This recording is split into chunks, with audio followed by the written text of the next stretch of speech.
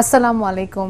ATN Bangla সংবাদে সবাইকে স্বাগত জানাচ্ছি সৈয়দা মারিয়া হোসেন। প্রথমে থাকছে বিআরবি কেবলস সংবাদ শিরোনাম। ট্রাকে ট্রাকে কোরবানির পশু আসছে রাজধানীর হাটে, এখনো জমিনে বেচাকেনা, শিডিউল বিপর্যয় দিয়ে ঈদের ট্রেন যাত্রা।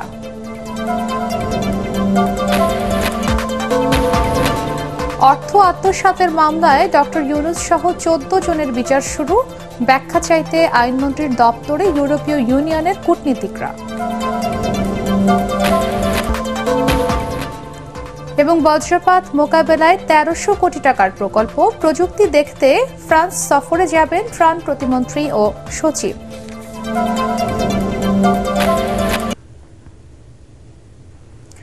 শুনছিলেন বিআরবি কেবলস সংবাদ শিরোনাম, এবারে বিস্তারিত।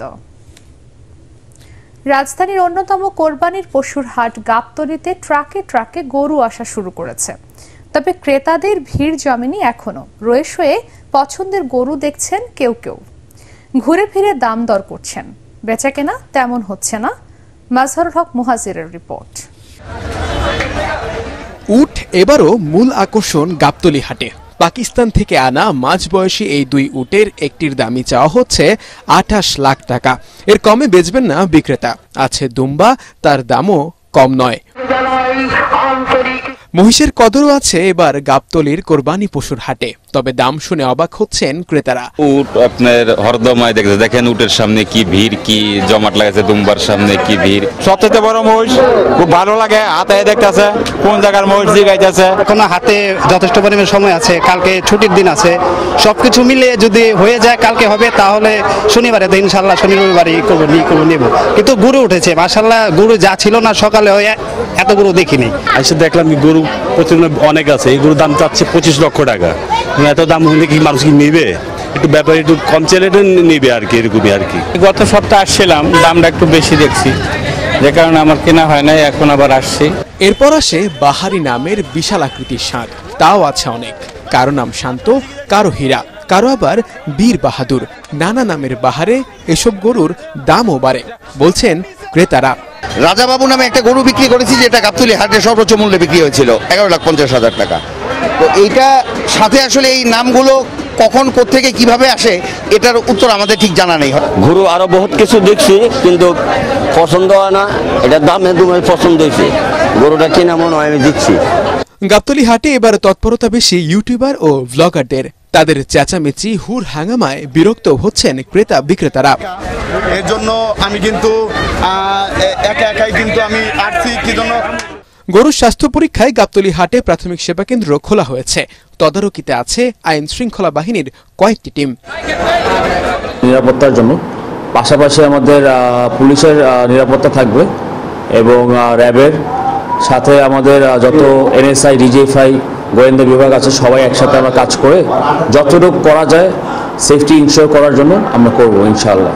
শুক্রবার থেকে হাটে কোরবানির পশু বেচাকেনা পুরো দমে জমে উঠবে বলে মনে করছেন ব্যবসায়ী ও খামারিরা। মাজহারুল হক মুহাজির, এটিএন বাংলা, ঢাকা। দ্রুততম সময়ের মধ্যে কোরবানির পশু বর্জ্য অপসারণের আশ্বাস দিয়েছেন ঢাকা উত্তর সিটি কর্পোরেশনের মেয়র আতিকুল ইসলাম।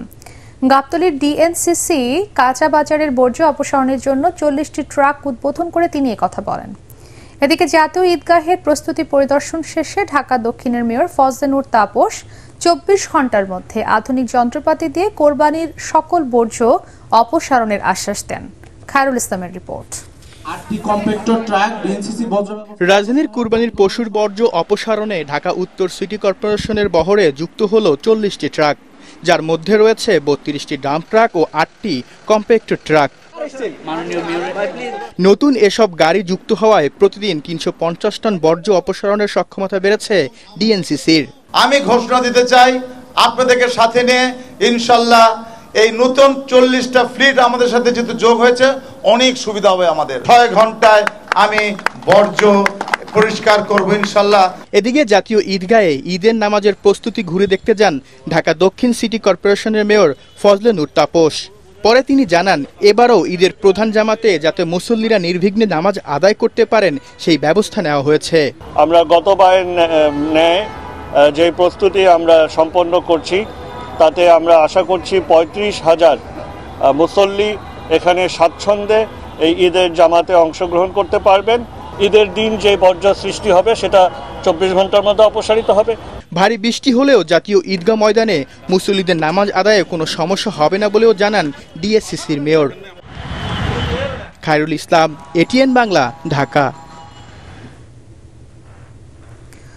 ঈদুল আজহা উপলক্ষে আজ থেকে শুরু হয়েছে ঈদযাত্রা। তবে ট্রেনে বাড়ি ফেরা স্বস্তিদায়ক করতে নানা পদক্ষেপের পরও শিডিউল বিপর্যয় দিয়ে শুরু হলো ঈদযাত্রা।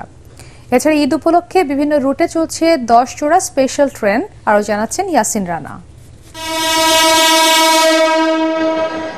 ঘরে ফেরা মানুষের ভোগান্তি এড়াতে নানা পদক্ষেপের পরও প্রথম দিন বিলম্ব দিয়েই শুরু হয় ট্রেনের ঈদযাত্রা।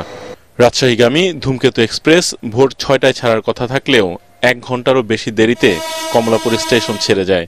এরপর পর্যটক এক্সপ্রেস ভোর 6:15টার পরিবর্তে 6:50 এবং সিলেটগামী পারাবত এক্সপ্রেস সকাল 6:30টার স্থলে সকাল 8:30টায় ঢাকা ছাড়ে। একটা ট্রেন 3 ঘন্টা লেটে ঢাকায় ঢুকছে, কিন্তু আপনাকে 1 ঘন্টার মধ্যে চালিয়ে দিয়েছে। এটাই আপনার বলা 11 তো যাই হোক, সব মিলিয়ে আমরা চাই যেন সবাই প্রত্যাশা থাকে যেন নিরাপদে বাড়ি পৌঁছতে পারে। তো 14টি ট্রেন থেকে 2টি ট্রেন আপনার ডিলেতে গেছে, আশা করি কালকে এগুলো সব ঠিক হয়ে যাবে। এই শিডিউল বিলম্বের প্রভাব পড়ে পরবর্তী বেশিরভাগ ট্রেনগুলোতে। নির্ধারিত সময়ে ট্রেন না ছাড়ায় ভোগান্তিতে পড়েন যাত্রীরা। ভ্যাপসা গরম প্ল্যাটফর্ম ভর্তি মানুষের অস্বস্তি বাড়িয়েছে দ্বিগুণ। ট্রেন যাত্রায় বিলম্ব এড়াতে সর্বাত্মক চেষ্টা করা হচ্ছে বলে জানান কমলাপুর স্টেশন ম্যানেজার। আমাদের সমস্ত কর্মযোগ্যটাই কিন্তু সম্মানিত জনসাধারণকে ঘিরে, এবং ওনাদেরকে কিভাবে নিরাপদে বাড়ি পৌঁছানো যায় সেটাই আমাদের মূল ভাবনা। আর এটা কিন্তু খুব বাস্তবতা। ধরেন একটা ট্রেন 2 ঘন্টা ডিলে চালালাম, সেক্ষেত্রে আমাদের কিন্তু কোনো লাভ নেই। প্রতিদিন প্রায় 1.5 লাখ মানুষ রেলের মাধ্যমে ঢাকা ছাড়বে। তাই যাত্রীদের নিরাপদে গন্তব্যে পৌঁছে দিতে সর্বাত্মক চেষ্টার কথা জানায় রেল কর্তৃপক্ষ। ইয়াসিন রানা, এটিএন বাংলা, ঢাকা। গ্রামীণ টেলিকমের শ্রমিক কর্মচারীদের প্রায় 25 কোটি টাকা আত্মসাৎ ও পাচারের অভিযোগে দুদকের করা মামলায় ডক্টর ইউনূস সহ 14 জনের বিরুদ্ধে অভিযোগ গঠন করেছে আদালত। এর মধ্য দিয়ে আনুষ্ঠানিক বিচার শুরু হলো। ঢাকার বিশেষ জজ আদালত 4-এর বিচারক সৈয়দ আরাফাত হোসেন আসামিদের অব্যাহতির আবেদন খারিজ করে মামলার অভিযোগ গঠন করেন। আগামী 15 জুলাই সাক্ষ্য গ্রহণের জন্য দিন ঠিক করেছেন আদালত। তবে নিজেদের নির্দোষ দাবি করে আদালতের কাছে ন্যায় বিচার চেয়েছেন ডক্টর মোহাম্মদ ইউনূস সহ 14 আসামি। হুমায়ুন চিস্তির রিপোর্ট। গ্রামীণ টেলিকমের শ্রমিক কর্মচারীদের 25 কোটি 22 লাখ টাকা আত্মসাৎ ও পাচারের মামলায় অভিযোগ গঠনের আদেশের নির্ধারিত দিন বুধবার সকালে আদালতে আসেন ডক্টর মোহাম্মদ ইউনূস। গত 2রা মে অভিযোগ গঠনের শুনানি শেষ হয়। আদালতের নির্দেশে দুদকের আইনজীবী আসামিদের বিরুদ্ধে অভিযোগ পাঠ করে শোনান। আদালত আসামিদের দোষী না নির্দোষ জিজ্ঞেস করলে কাঠগড়ায় থাকা ডক্টর ইউনূস ও অপর 13 আসামি নিজেদের নির্দোষ দাবি করেন।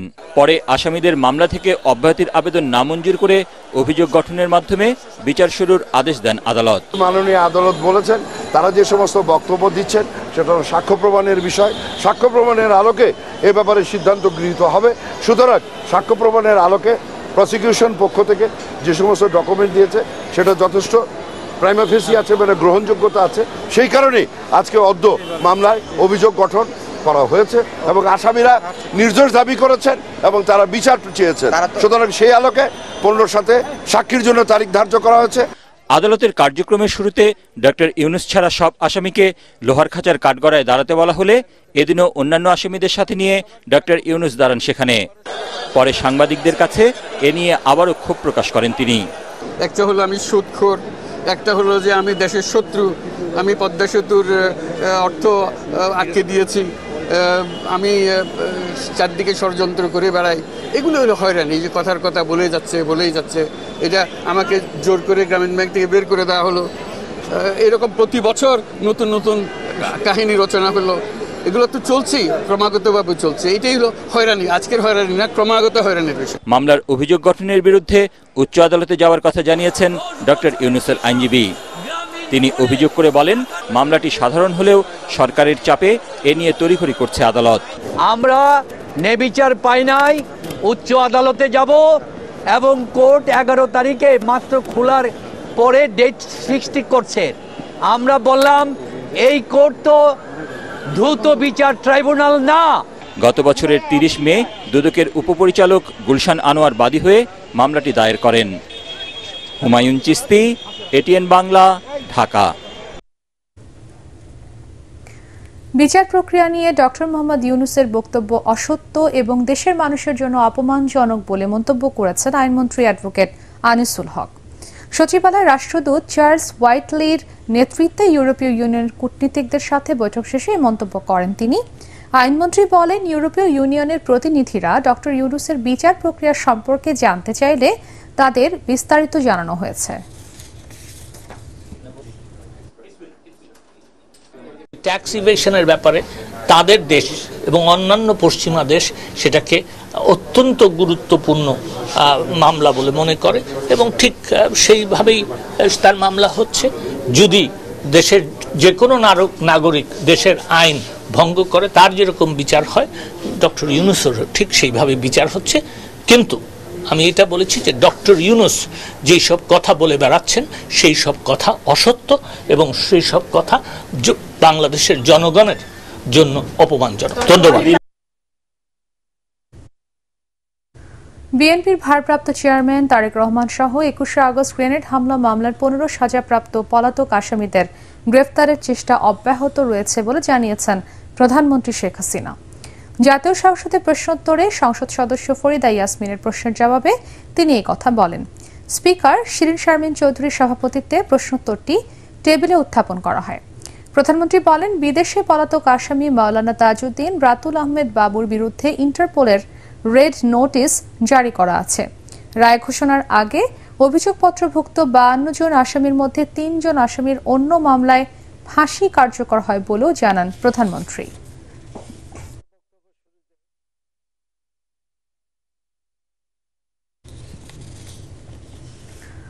Global fund, stop TB partnership এবং চ্যাম্পিয়ন অব গ্লোবাল ফান্ড তাদের নেতাদের জোটে প্রধানমন্ত্রী শেখ হাসিনাকে অন্তর্ভুক্ত করার আগ্রহ প্রকাশ করেছে। গণভবনে সৌজন্য সাক্ষাৎ করে প্রধানমন্ত্রীকে এই আগ্রহের কথা জানান গ্লোবাল ফান্ডের নির্বাহী পরিচালক পিটার স্যান্স ও স্টপ টিবি পার্টনারশিপের নির্বাহী পরিচালক ডক্টর লুসিকা দ্বিতীয়। এই দুই সংস্থা মূলত বাংলাদেশে যক্ষ্মা, এইচআইভি, ম্যালেরিয়া এবং এর অর্থায়ন নিয়ে কাজ করছে। এ সময় তারা প্রধানমন্ত্রীকে জানান ভারতের প্রধানমন্ত্রী ও ব্রাজিলের প্রেসিডেন্ট জোটের নেতাদের তালিকায় রয়েছেন। বাংলাদেশের সাথে সংস্থা দুটির সম্পর্ক প্রসারিত করার বিষয়ে আগ্রহ প্রকাশ করেন দুই নির্বাহী পরিচালক। সাক্ষাৎকালে যক্ষ্মা, এইচআইভি ও ম্যালেরিয়া সম্পর্কে প্রধানমন্ত্রীর জ্ঞানের প্রশংসা করেন তারা। প্রতিনিধি দলটি আশা করেন বিশ্ব নেতৃবৃন্দের সাথে বিদ্যমান যোগাযোগ তাদের জন্য তহবিল সংগ্রহে কাজে লাগবেন প্রধানমন্ত্রী। বাংলাদেশে প্রতি বছর যক্ষ্মায় 40,000 মানুষের মৃত্যু ঘটছে এমন তথ্য তুলে ধরলে এতে দ্বিমত পোষণ করে এ বিষয়ে প্রকৃত সংখ্যা বের করতে সংশ্লিষ্টদের নির্দেশ দেন প্রধানমন্ত্রী শেখ হাসিনা।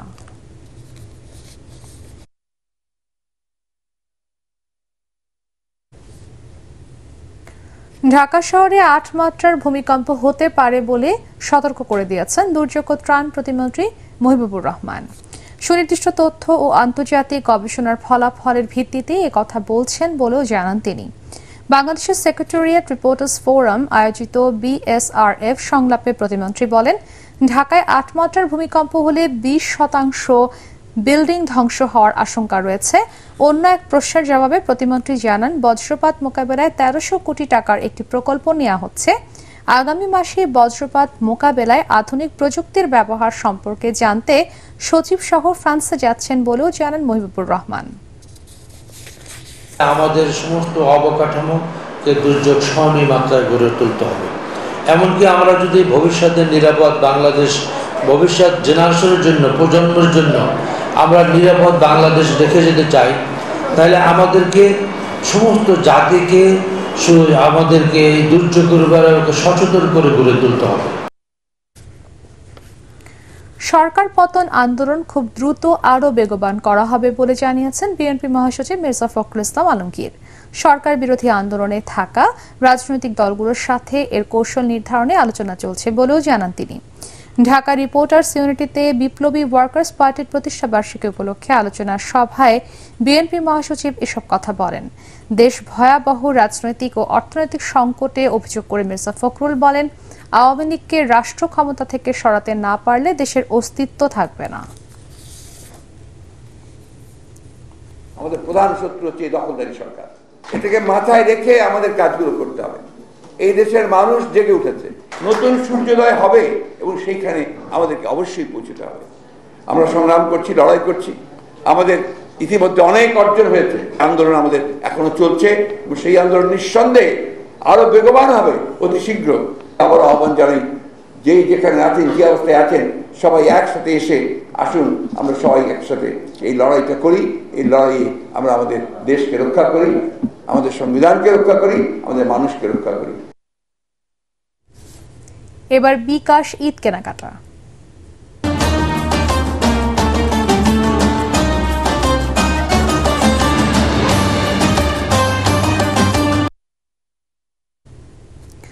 ঈদকে সামনে রেখে গ্রাহকদের কেনাকাটায় আগ্রহ তৈরি করতে বিশেষ অফার দিচ্ছে মোবাইল ব্যাংকিং সেবা প্রতিষ্ঠান বিকাশ। ক্যাম্পেইন চলাকালীন নির্দিষ্ট আউটলেটগুলোতে নির্দিষ্ট পরিমাণ কেনাকাটায় এই অফার পাচ্ছেন ক্রেতারা। ঐশী গোস্বামী প্রমার রিপোর্ট। কোরবানির ঈদের মূল আকর্ষণ পশুর হাট নিয়ে থাকলেও ঈদের দিনকে ঘিরে বাহারি পোশাকের উপর আলাদা আকর্ষণ থাকে ক্রেতাদের। তাই তো এবারের ঈদে ক্রেতাদের পছন্দ ও ভালো লাগার পাশাপাশি গরমকে মাথায় রেখে ফেব্রি লাইফে পাওয়া যাচ্ছে আরামদায়ক সব পোশাক। মেন্সের মধ্যে হচ্ছে টি শার্ট, পলো টি শার্টস আর হচ্ছে প্যান্ট টি শার্ট যেগুলো হয় সেগুলো পাওয়া যাচ্ছে। আদার্স আমাদের টি শার্টের মধ্যে ভেরিয়েন্ট আছে, বড় টি শার্টস যেগুলোর মধ্যে বিভিন্ন কালার আছে। এখন কিডস জোন আছে, আমাদের কিডস জোনগুলো হচ্ছে পলো টি শার্ট কিডসও পাওয়া যাবে, আর কিডসের মধ্যে ট্রাউজার এগুলো পাওয়া যাচ্ছে। এর আগে 10% ক্যাশব্যাক যে নেবে সে সর্বোচ্চ 200 টাকা ক্যাশব্যাক পাচ্ছে, আর হচ্ছে দিনে একবারে 100 টাকা পাবে। প্রতিবারের মতো এবারের ঈদেও গ্রাহকদের কেনাকাটার সুবিধায় বিকাশ দিচ্ছে 10% ক্যাশব্যাক। ক্যাম্পেইন চলাকালীন ফেব্রি লাইফের সবগুলো আউটলেটে এ সুবিধা পাচ্ছেন গ্রাহকরা। ঐশী গোস্বামী প্রমা, এটিএন বাংলা, ঢাকা।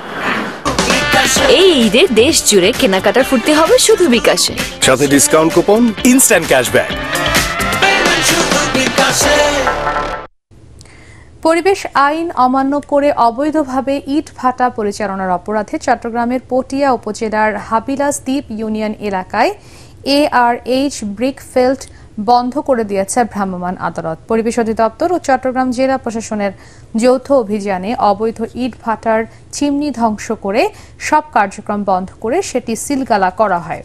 চট্টগ্রাম জেলা প্রশাসনের সিনিয়র সহকারী কমিশনার ও নির্বাহী ম্যাজিস্ট্রেট মোহাম্মদ মাজহারুল ইসলাম চৌধুরী জানান, চট্টগ্রামের সব অবৈধ ইট ভাটার বিরুদ্ধে অভিযান অব্যাহত থাকবে। এদের কোনো ডকুমেন্ট ছিল না, এদের কোনো, আমরা ওনাদের কাছে চেয়েছি যে আপনারা লাইসেন্স দেখান, যথাযথ কর্তৃপক্ষের লাইসেন্স দেখান।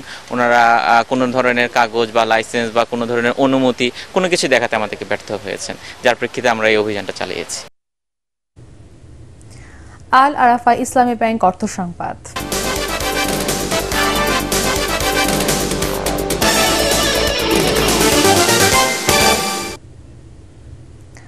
পবিত্র ঈদুল আজহা উপলক্ষে অনুষ্ঠিত হল কোমল পানীয় ক্লেমনের কমিউনিটি CSR ক্যাম্পেইন ইচ্ছের হাত বাড়াই, পরিবেশকে পরিচ্ছন্ন রাখি।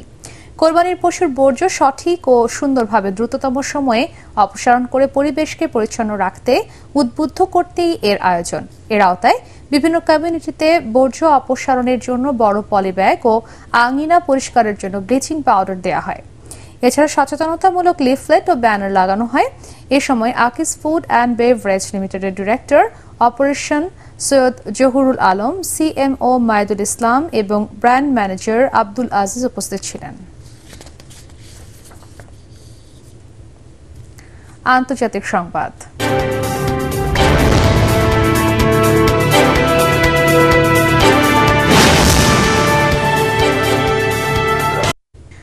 বেবি ট্যাল্ক পাউডার ব্যবহার করে ক্ষতিগ্রস্ত যেসব মার্কিন নাগরিক মামলা করেছেন তাদেরকে ক্ষতিপূরণ হিসেবে আরও $70 কোটি দিতে রাজি হয়েছে যুক্তরাষ্ট্রভিত্তিক বহুজাতিক কোম্পানি জনসন অ্যান্ড জনসন। মঙ্গলবার যুক্তরাষ্ট্রের নিউ ইয়র্ক অঙ্গরাজ্যের অ্যাটর্নি জেনারেল লেটিশিয়া জেমসের দপ্তর থেকে এক বিবৃতিতে তথ্য জানানো হয়। 2018 সালে বিশ্বজুড়ে ব্যাপক জনপ্রিয় জনসন অ্যান্ড জনসনের বেবি পাউডারে ক্যান্সার সৃষ্টিকারী উপাদান অ্যাসবেস্টস এর উপস্থিতির অভিযোগ ওঠে। পরীক্ষার পর এ অভিযোগের প্রমাণ পাওয়া যায়। এরপর দেশটির 42টি অঙ্গরাজ্য ও রাজধানী ওয়াশিংটনের বিভিন্ন আদালতে শত শত নারী জনসন অ্যান্ড জনসনের কাছে ক্ষতিপূরণ চেয়ে মামলা করেন। মামলাকারীদের অনেকেই অভিযোগ করেন এই বেবি পাউডার ব্যবহারের পর ডিম্বাশয়ের ক্যান্সারে আক্রান্ত হয়েছেন তারা। গত কয়েক বছরে যুক্তরাষ্ট্রে কয়েকজন মামলাকারী ডিম্বাশয়ের ক্যান্সারে মারা যান। এবার দ্বিতীয় দফা ক্ষতিপূরণ দিচ্ছে কোম্পানিটি। এর আগে গত বছর এপ্রিলে মামলাকারীদের $890 কোটি ক্ষতিপূরণ দিয়েছিল জনসন। 2022 সাল থেকে এই পাউডার উৎপাদন বন্ধ করেছে জনসন অ্যান্ড জনসন।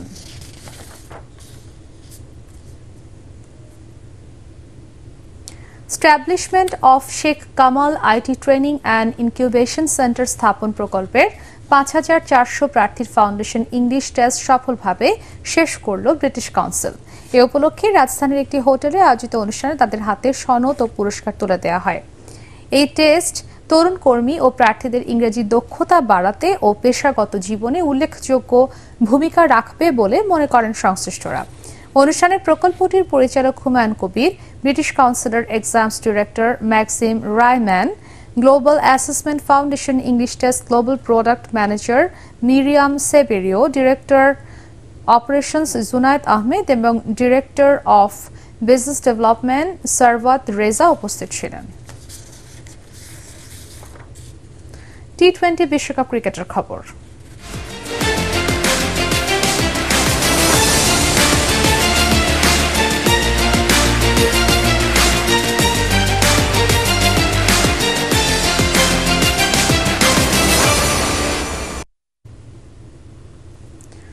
টি-20 বিশ্বকাপে সুপার 8-এ খেলার আশা বাঁচিয়ে রাখতে নেদারল্যান্ডসের বিপক্ষে জয়ই চায় বাংলাদেশ। তাছাড়া নেপাল শ্রীলঙ্কা ম্যাচ পণ্ড হওয়ায় সুপার 8-এ খেলার সমীকরণটা আরও সহজ হয়ে গেছে টাইগারদের জন্য।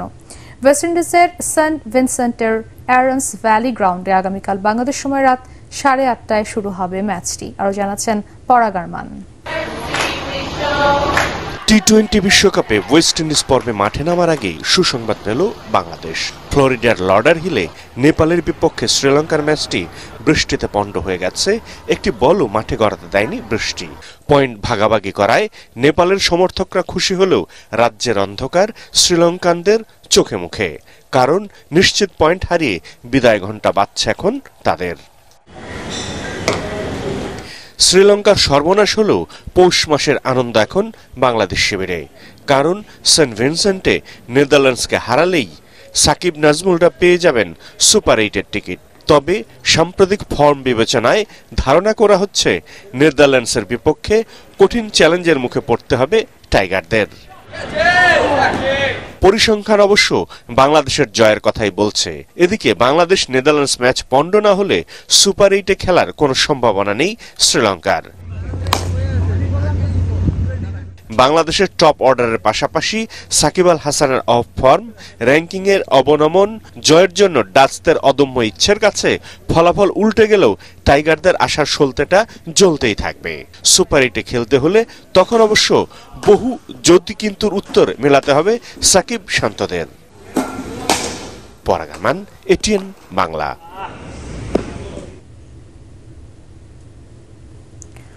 টি-20 বিশ্বকাপের ম্যাচ জয়ে যুক্তরাষ্ট্রের দেয়া 111 রানের টার্গেটে ব্যাট করছে ভারত। শেষ খবর পাওয়া পর্যন্ত রোহিত শর্মার দলের সংগ্রহ 2 উইকেটে 10 রান। এর আগে যুক্তরাষ্ট্রের নাসাউ কাউন্টি স্টেডিয়ামে টস হেরে ব্যাটিংয়ে নেমে ইনিংসের প্রথম ওভারেই 2 উইকেট হারিয়ে চাপে পড়ে বিশ্বকাপের যৌথ আয়োজক যুক্তরাষ্ট্র। ভারতের নিয়ন্ত্রিত বোলিংয়ে রানের গতিও তেমন বাড়াতে পারেনি তারা।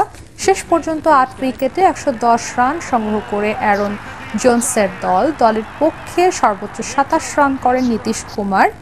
স্টিভেন টেলরের ব্যাট থেকে আসে 24 রান। ভারতীয় বোলারদের মধ্যে আর্শদীপ সিং 9 রানে 4 উইকেট তুলে নিয়ে যুক্তরাষ্ট্রের ধস নামান।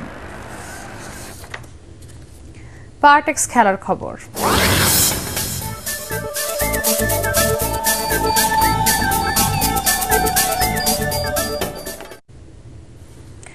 রূপালী ব্যাংককে হারিয়ে নারী ডিপিএল ক্রিকেটে অপরাজিত চ্যাম্পিয়ন হয়েছে মোহামেডান স্পোর্টিং ক্লাব। সাভারের বিকেএসপিতে রূপালী ব্যাংককে 46 রানে হারিয়ে শিরোপা নিশ্চিত করে তারা। এতে টানা 9 ম্যাচে 9 জয়ে 18 পয়েন্ট নিয়ে চ্যাম্পিয়ন হয় সালমা খাতুনের দল, আর 16 পয়েন্ট নিয়ে রানার্স আপ হয় ঢাকা আবাহনী।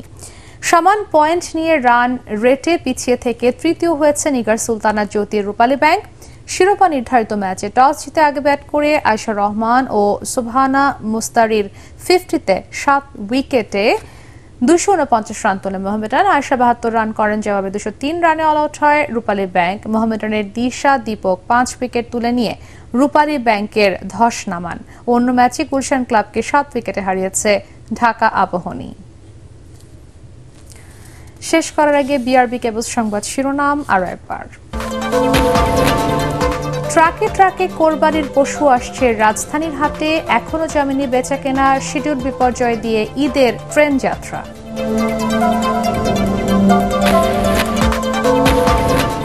অর্থ আত্মসাতের মামলায় ডক্টর ইউনূস সহ 14 জনের বিচার শুরু, ব্যাখ্যা চাইতে আইনমন্ত্রীর দপ্তরের ইউরোপীয় ইউনিয়নের কূটনীতিকরা।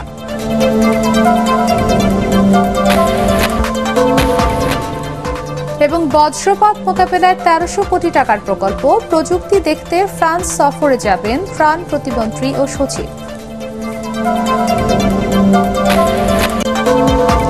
পরবর্তী সংবাদ দেখার আমন্ত্রণ জানিয়ে এখনকার মতো শেষ করছি। এটিএন বাংলার সংবাদ ইউটিউবে দেখতে ব্রাউজ করুন, youtube/এটিএন বাংলা নিউজ। ধন্যবাদ সবাইকে।